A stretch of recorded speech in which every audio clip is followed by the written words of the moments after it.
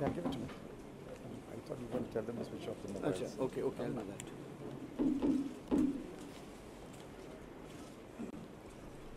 Good afternoon.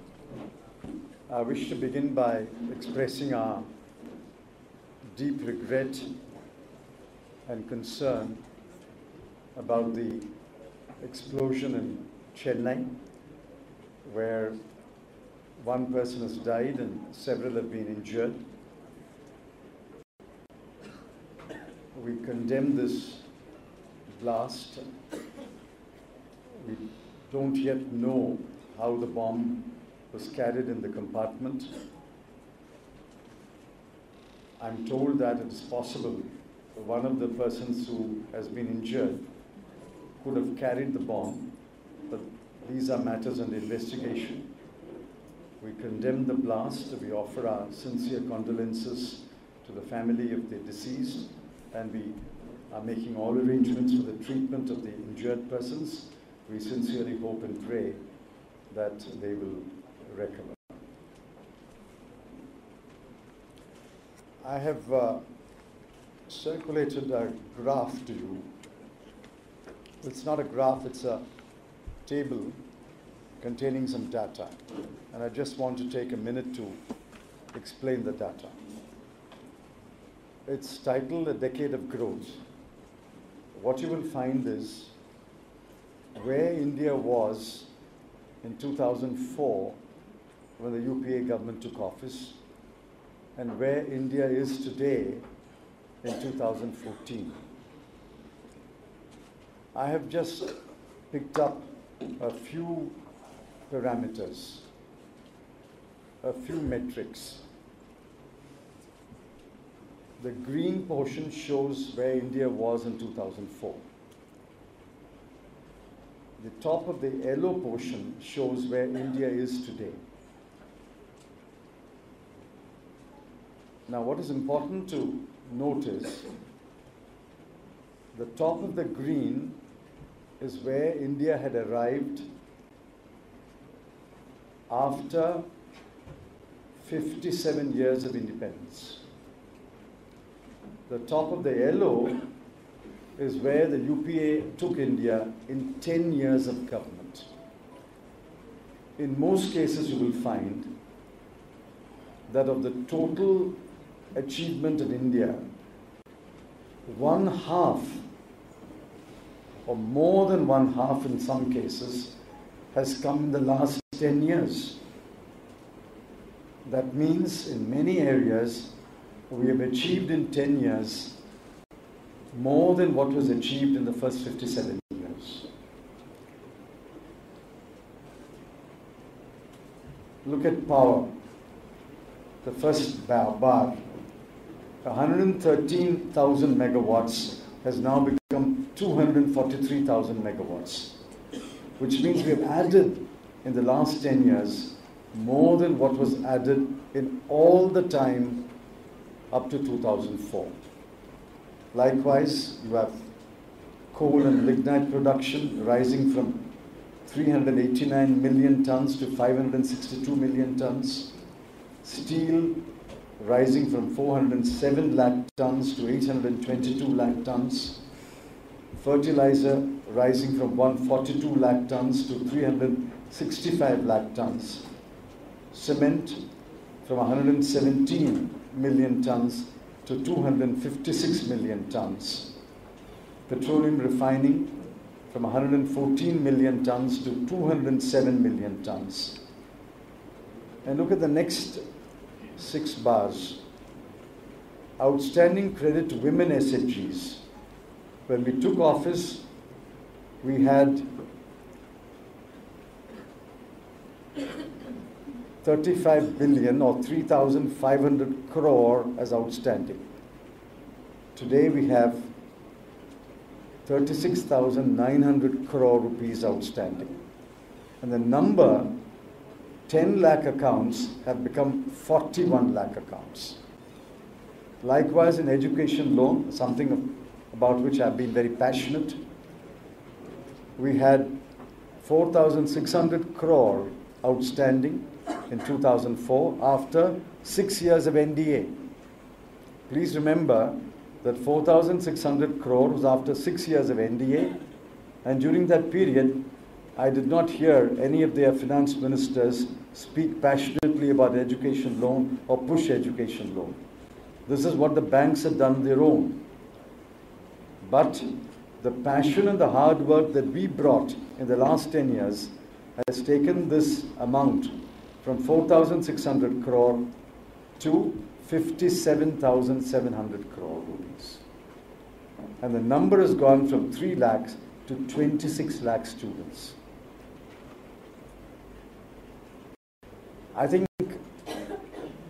the achievement in women's self-help group and in education loans deserves to be highlighted and deserves to be warmly applauded.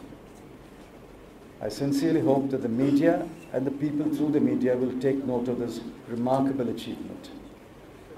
If you look at Pradhan Mantri Gram Sadak Yojana, in 2004, we had 52,000 kilometers of PMGSY road. Today we have 3,90,000 kilometers of PMGSY road. Food grain, we had touched a peak of 213 million tons. Today we have 263 million tons, a roughly 20% increase in 10 years. I sincerely hope some newspapers will print this chart as I've given you. Let me see how many of you oblige by printing the chart.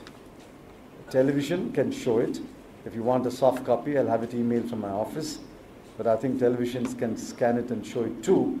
But I'm curious to know how many newspapers will, true to their independence and impartiality, publish this chart as it is. We have to give it sources. Source is the Ministry of Finance, Economic Division, the Reserve Bank of India, and the Central Statistical Office. Nobody has challenged the correctness of the numbers here. You can say source is the Ministry of Finance, RBI, and the Central Statistic Organization. Now I have another statement. Copy has been given.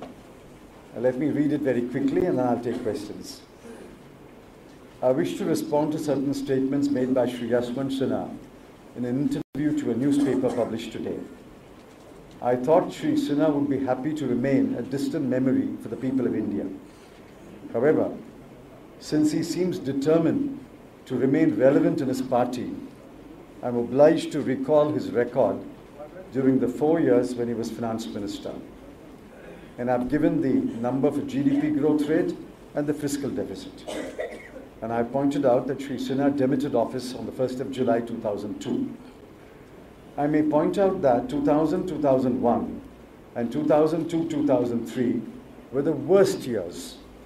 I repeat, the worst years since liberalization in terms of growth, and Prime Minister Vajpayee was forced to replace the finance minister.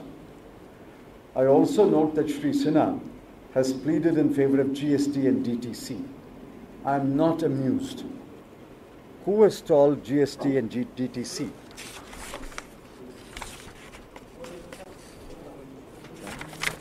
So bad, I can't understand. All mics have gone. Yeah, it's working. This is working. Working? Yeah. Is that working? Hello? No, this isn't working. Who has stalled GST and DTC? When a consensus on GST was nearly reached, it was the governments of Madhya Pradesh and Gujarat that stalled further progress. Issues that had been settled were reopened. The consensus reached on the draft of the Constitution Amendment Bill was broken and work on the GST bill was interrupted. Nevertheless, the UPA government has drafted the Constitution Amendment Bill and sent it to the Empowered Committee of State Finance Ministers for their consideration. In the case of DTC, a draft bill was got ready in 2009, a revised bill was introduced in Parliament in 2010, the bill was considered by the Standing Committee on Finance, chaired by Shri Yashwant Sinha, and its recommendations have been examined by the Ministry of Finance. Between 2009 and 2013, the original draft underwent many changes, some of them not consistent with the objectives of a new direct tax code. In fact, some of the changes proposed by the Standing Committee on Finance took the original draft back to the regressive provisions of the Income Tax Act of 1961. Ministry of Finance has now prepared a new DTC and has put it in the public domain. The UPA and the Congress remain committed to introducing and passing the DTC in the next Lok Sabha. I note that Shri Sinha has made no comment on increasing the FDI limit in insurance from 26% to 49%. You will recall the number of attempts made by me to bring the principal opposition party on board and pass the Insurance Laws Amendment Bill. I held a number of meetings with the two leaders of the opposition who promised, first, that it would be passed in the monsoon session, and later that it would be passed in the winter session. Both sessions started and concluded, but the bill was not passed. I got the impression it was opposition of Shri Yashwant Sinha to cooperating with the government that pushed the BJP to take the position that it would not support passage of the bill during the tenure of the UPA government. The allegation that government has postponed the payment of subsidies is either born out of ignorance or is mischievous. The subsidy bill of each year is paid at the end of every quarter, and therefore the bill for the fourth quarter is paid in the first quarter of the next year. At the same time, the bill for the fourth quarter of the previous year is paid in the first quarter of the current year. What is important is bills for 4 quarters are paid every year. Let me repeat that. Bills for 4 quarters are paid every year. This has been the practice for many years, and nothing unusual has happened in 2013-14. The subsidy payments in the last 3 years and the allocation for subsidies in the interim budget for 2014-15 are given in the table below, and you will see that the numbers are there for everyone to see. So for 4 quarters of every year, subsidy is paid. Fourth quarter of the previous year is paid in the first quarter, and then at the end of every quarter. The fourth quarter of the current year is paid in the next year's first quarter. So this is nothing unusual. So nothing has been done contrary to usual practice. So that is all I have to say. If there are any questions, I'm willing to take those questions. Yeah. Is it working now? Nah, forget it. No.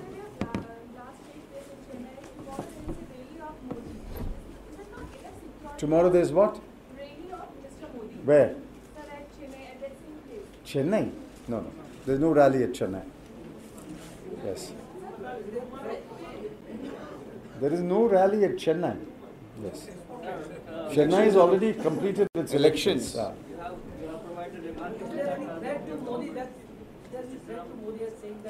See, this is a blast in Chennai.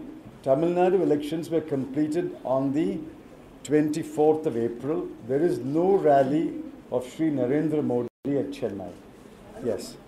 Next question. Yeah, just a moment. Just a moment. Sir, you have provided remarkable data of your government for the last 10 years.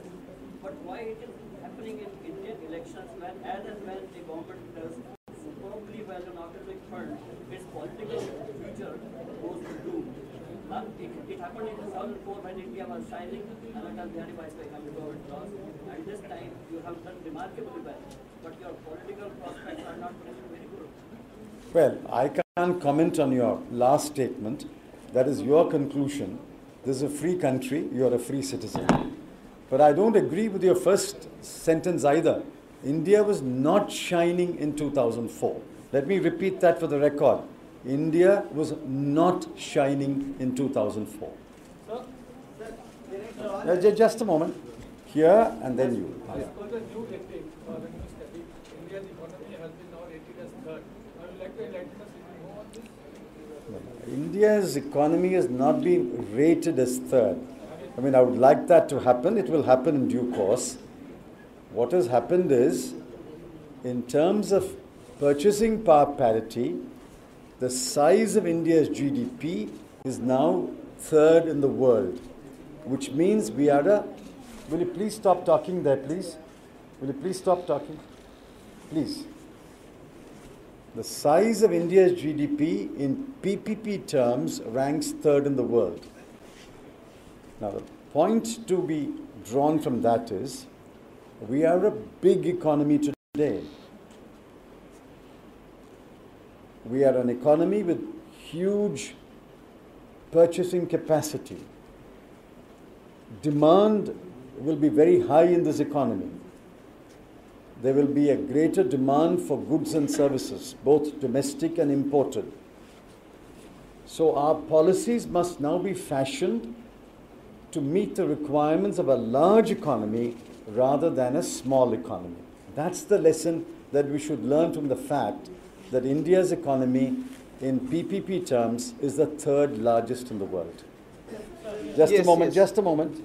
That gentleman, and then we come to you. Yes. मेरा सवाल नरेंद्र मोदी जी ने दूरदर्शन को एक interview किया है जिसके कुछ part नहीं दिखाए गए, एडिट कर दिए गए, और उसमें उन्होंने कहा है कि Priyanka is like her daughter और इंडियन कल्चर ये परमिट नहीं करता है कि वो अपनी डॉटर पे अटैक करे, तो इसलिए वो उनकी बातों का जवाब नहीं देंगे।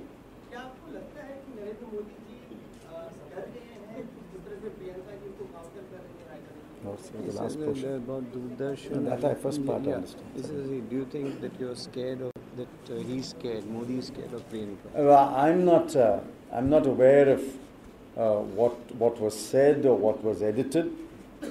I gave an interview to a channel yesterday, and I found that a couple of sentences had been edited before the telecast took place. So that's the prerogative of the editor in terms of time and space. I don't know what was edited out. I'm happy that Shri Narendra Modi considers Miss Priyanka as his daughter. I'm not sure whether Miss Priyanka would be happy to consider Shri Narendra Modi as a father figure. I'm not sure about that. That's right.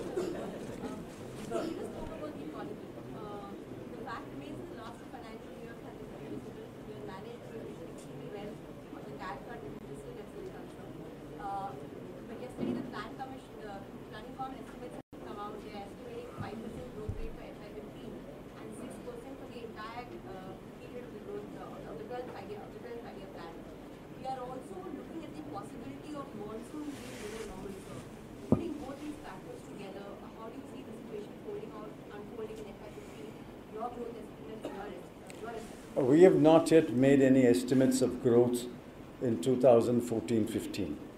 The Economics Division has to make an assessment, the RBI will give its assessment, and the CSO will make their assessment. That exercise has not been done so far. They are perhaps in the process of making that assessment. All I can say is, if we follow sound policies, and in particular, if we follow the 10-point agenda that I had put in the interim budget, in terms of fiscal management, going forward, 2014-15 will be considerably better than 2013-14. And if investments pick up, and last time I had given some numbers about investment picking up, I think we should be aiming at 6% growth. What we will achieve, I cannot say. That will depend upon the resources, the budget allocations, and the emphasis that will be placed by the next government on whatever they want to do. But I think it's possible to aim and achieve at a growth rate of 6% in 2014-15, even while I recognize that the international situation remains very, very tepid. No. This lady next time.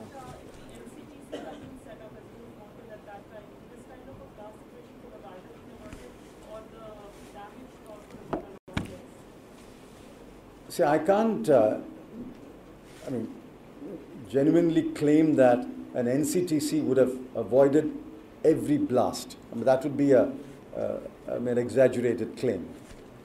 But an NCTC would have reached the sources of extremists and bomb makers And many specialists in bomb making, many cells which specialize in bomb making, and many extremist groups would have been nabbed by an NCTC.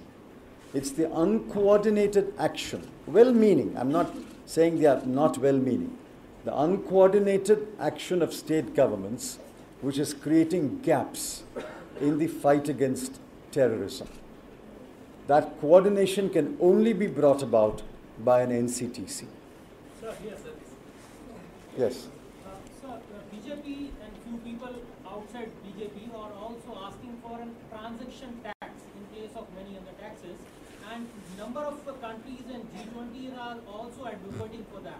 What are your views on that? No, they are very different taxes.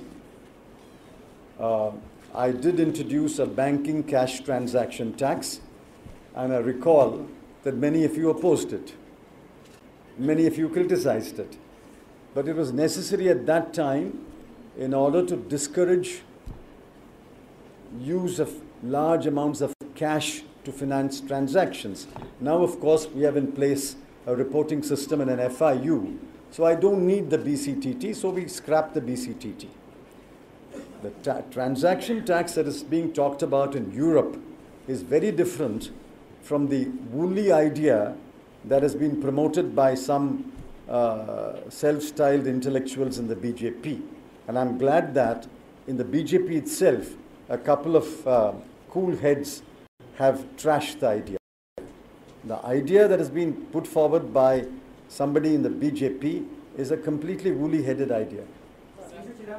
Just a moment. Mr.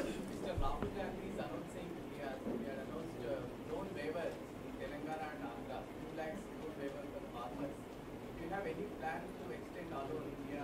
How much you have in fact? No, if I remember right, that loan waiver for Telangana and Andhra has been promised in the election manifesto for Telangana and Andhra Pradesh. So I think what Shri Rahul Gandhi said was what was promised in the election manifesto. That is confined to the 2 states, because those 2 states, after the division of Andhra Pradesh, will face some difficulties, and therefore that promise was made. There's no intent on the part of the government to make a general offer for the whole country. Pakistan army chief ने statement दिया है कि कश्मीर पाकिस्तान की नसों में है और कश्मीर के बिल के हिसाब से कश्मीरियों के बिल के हिसाब से पोजीशन है। Repeat that question, please. Pakistan army chief ने स्टेटमेंट दिया है कि कश्मीर पाकिस्तान की नसों में है और कश्मीरियों के बिल के हिसाब से कश्मीर का सोल्यूशन है। This is the issue about Kashmir being part of that. They are looking at it. So what is your solution? We reject that statement. Jammu and Kashmir is an integral part of India. Only a few days ago, the people of Jammu and Kashmir have come out in large numbers and voted in a democratic, free election. We reject that statement. But I also wish to say this is no different from the statements they made in the past, and I don't think we need to take those statements seriously. I don't think anyone in India doubts, or anyone, any responsible country in the world doubts that Jammu and Kashmir has been, is, and will always be an integral part of India. I'm coming. Sir, after the election commission asked the Gujarat police to file 2 FIRs, Mr. Modi has responded by taking on the election commission to allege some kind of a political conspiracy. How do you look at this? I wonder how many complaints the BJP has made to the election commission against other parties, including the Congress. And if all those complaints were political conspiracies, then this also is a political conspiracy. I mean, these are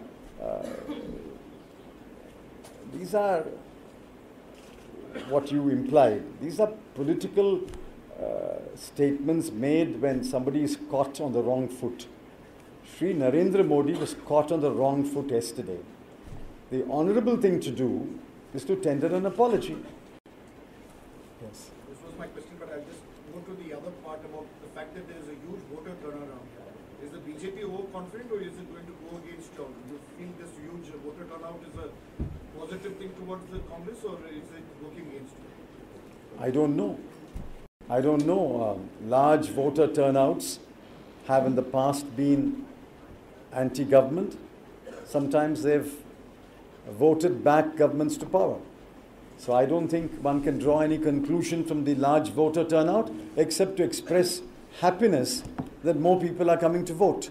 I'm very, very happy that more and more people are coming forward to vote. It shows that the government has been able to maintain law and order. It shows that we are a mature country who can hold free and fair elections. And I think you should congratulate the government for maintaining law and order and infusing confidence in the people to come and vote.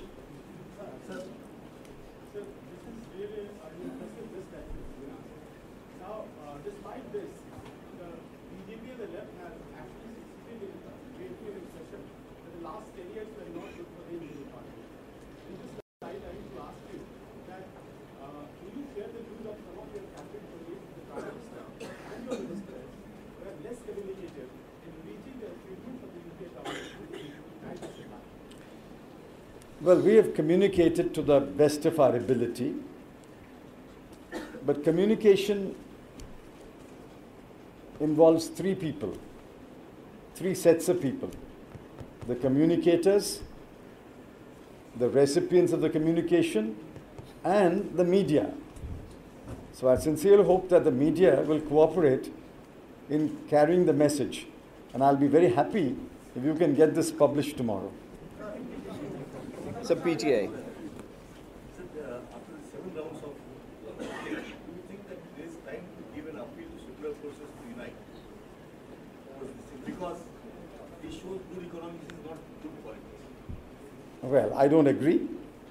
Let me reiterate my unflinching faith. Good economics is good politics. And I would be very unhappy if somebody goes out with a message that good economics is not good politics, because the opposite is frightening thought, that bad economics is good politics. Good economics is good politics. There are a lot of young people in this audience, there are a lot of young people out in the country who have voted. They must believe that good economics is good politics. But as far as secular forces are concerned, that is a call that we have given all the time. It's not a call that you have to give after 7 rounds of elections.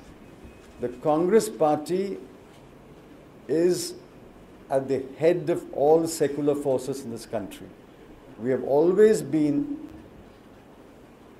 taking a lead position in uniting secular forces. And we have gone into this election in the complete faith that people will re-elect the UPA headed by the Congress.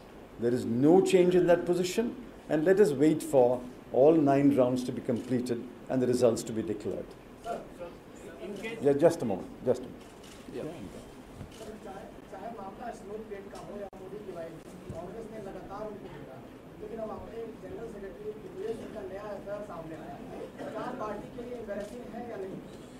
I don't comment on the private lives of persons, whether they belong to another party or whether they belong to my party.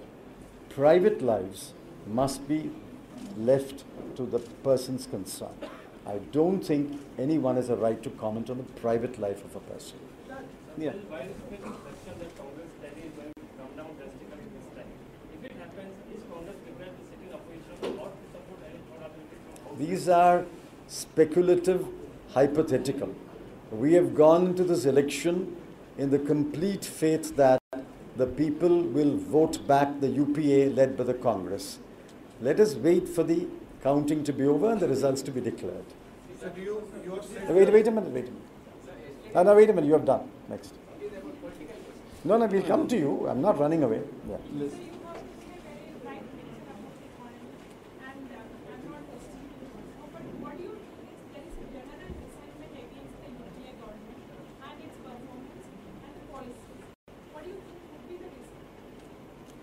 Well, I don't share with you there is a general resentment against the UPA. I think the people recognize that the UPA government has done remarkable work in raising economic growth, in building infrastructure, in rolling out the flagship programs, and reaching out to the neglected, the poor, and the marginal sections of society. Yet it's possible that some sections of the people want a change.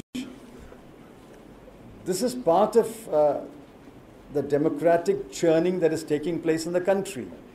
But I don't think you can draw a conclusion today about the result of the election. My appeal to you is, wait for the results to be declared on the 16th of May. I don't want you to be disappointed the way many of you were disappointed in 2004 and 2009. I know, when I remind you of 2004 and 2009, some of you bristle. But the fact is, in 2004 and 2009, all the polls and most of the media was hopelessly wrong. Wait a minute, I'll come to you. That green shirt, yes. BJP leaders are saying that the financial development of any state, include Telangana, Andhra, is only possible with the BJP rather than the Congress.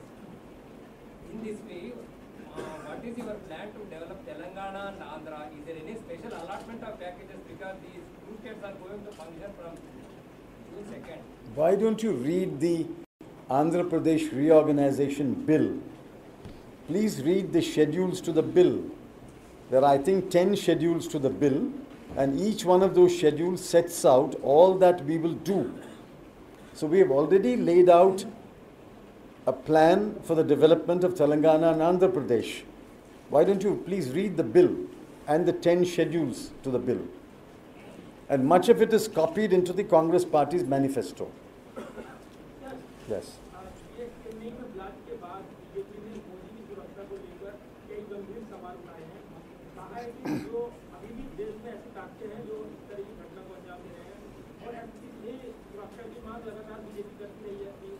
Security for Modi to be heightened after Chennai blast.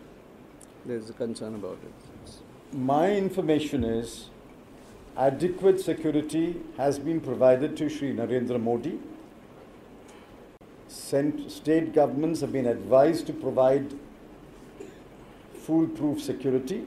And the fact that he has addressed nearly 400 rallies across the country in many states shows that state governments have provided adequate security, and the central agencies have cooperated with the state governments. I don't think anyone can point a finger and blame the central government for not providing security to Shri Narendra Modi.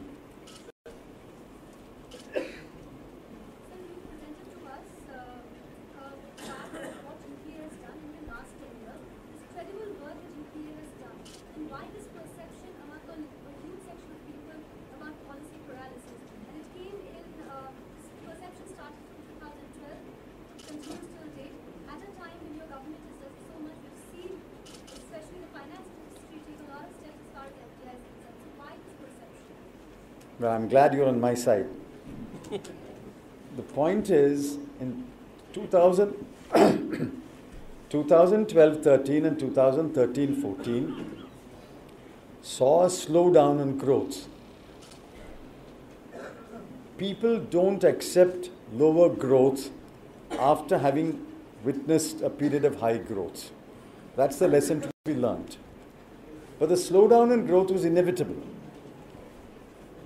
Look at US. US has reported today, the last quarter it grew by 0.1%. 0.1%. And we are growing at around 5%. Spain has reported the highest growth ever, and I looked at the number. You know what it is? 0.4%. So this is the way the world is growing today. But people in our country used to high growth, especially that heady period when we grew at 8.5%, people are not accepting lower growth of 5%. I share the concern of the people, but these are the realities of the global economic situation, which is why we have to redouble our efforts to communicate to the people that we are doing much better than, say, 170 countries of the world, although we are not doing as well as we should be doing. And we are making every effort to get back to the high growth path. I mean, that has been the burden of my song for the last 20 months. Do you think that lack of communication between the government and the people? No, I've answered that question. We have communicated as best as we can. But as I said, communication involves 3 people, and I ask your cooperation. So, one more question. Wait a minute. No. Wait. Anyone who's not asked so far? No, Yes. no stop. Sir, as a finance minister, how do you judge that the 3 months period of clampdown in the name of election code has affected the economy of India? Well, it has affected in the sense that a number of programs, a number of programs which require spending have in fact slowed down. I don't think this kind of clamp down on all activity is justified. Only something which has a very clear political significance should be frowned upon. Normal activity of government should go on.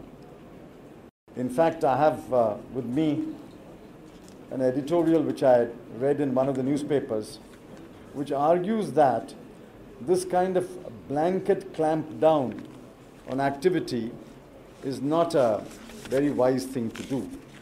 But then you see, that's something which there's an editorial in the Economic Times of 7th March 2014, governance cannot freeze in model code. Now, I would commend that this editorial be read by the Election Commission, and I would ask many other media heads to write in favor of not freezing governance for a period of 3 months. In fact, Delhi has been in a freeze mode for almost 7 months now. 7 months Delhi has been in a freeze mode. How is this justified in a democracy and in a growing country? I don't think it's justified. It's the last question. All right, read it. You've written here this thing that Shri should remain a distant memory for the people of India. You are also not contesting this time, and the party was upset that you were not contesting. No, who told you in the party? The party has not told me. Unless you become an honorary member of the party now. Whose perception? India Today's perception or new NDTV's perception? The point, sir, is that are you also thinking of becoming a distant memory? Or No way. No way. I said I will be very active in politics. I will speak out. I will be interventionist. And I will do a lot of party work. I'm sorry to disappoint you. I won't disappear. Sir, last question. Sir, this last question. Parsa. Ironic that India has come to the 3rd place at a time when the Indian growth story is not too good and the world economy is doing so bad. Why is it ironic? It's a matter of celebration that due to the hard work of our people, our farmers, our workers, our service providers, our entrepreneurs, Indian economy today is the 3rd largest in PPP terms, is a matter of celebration. I don't see why it's ironic. And the fact that while the world is going through a period of slow growth, India is one among half a dozen countries which is growing at 5% or more. That's something which people of India must be told repeatedly, and people of India must acknowledge. Is it a vindication of the policies of the government? It is, in a sense, a vindication of the policies of the government.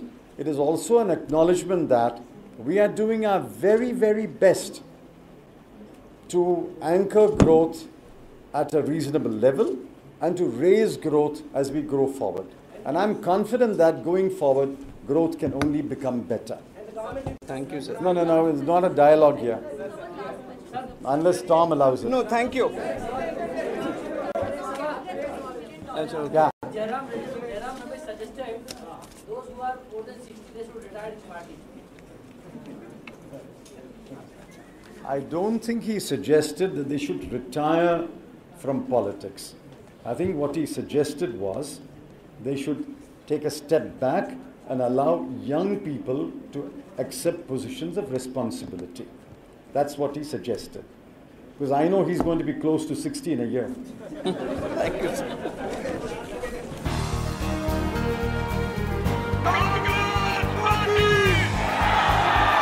Congress party कहती है भैया हमारी तो DNA Hindustan की है।